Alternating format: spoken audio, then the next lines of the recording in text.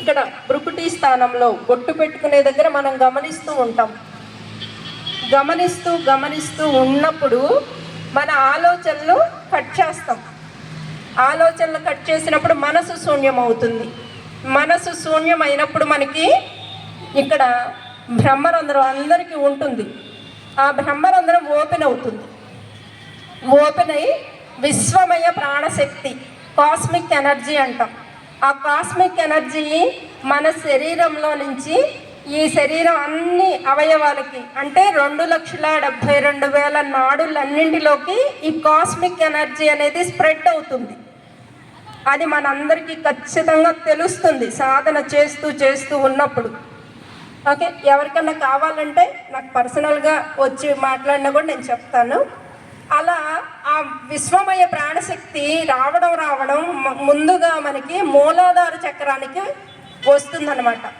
మూలాధార చక్రంలో వచ్చిన కుండలిని శక్తి, ఈ విశ్వమయ ప్రాణశక్తి మూలాధార చక్రం అని మనకి 6 చక్రాలు ఉన్నాయి. ఈ 6 చక్రాలని యాక్టివేట్ చేసుకుంటూ వచ్చి అంటే మూలాధారము, స్వాదిష్టానము, మణిపూరకము, అనాహతము,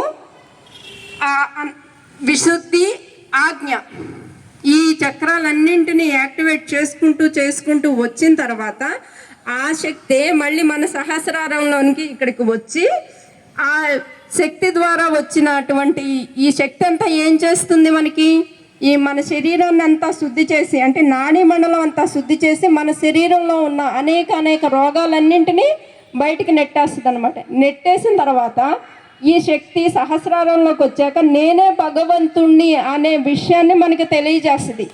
యోగులందరూ, తర్వాత ముక్త పురుషులందరూ, భగవంతుళ్ళందరూ, బుద్ధుళ్ళందరూ కూడా ఇదే సాధన చేసి వాళ్ళు భగవంతుళ్ళు అన్న విషయాన్ని తెలుసుకున్నారు.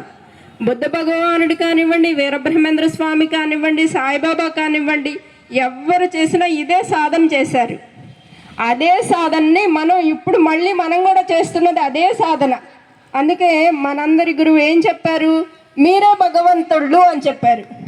అవునా, మనమే భగవంతుళ్ళు అని చెప్పింది నా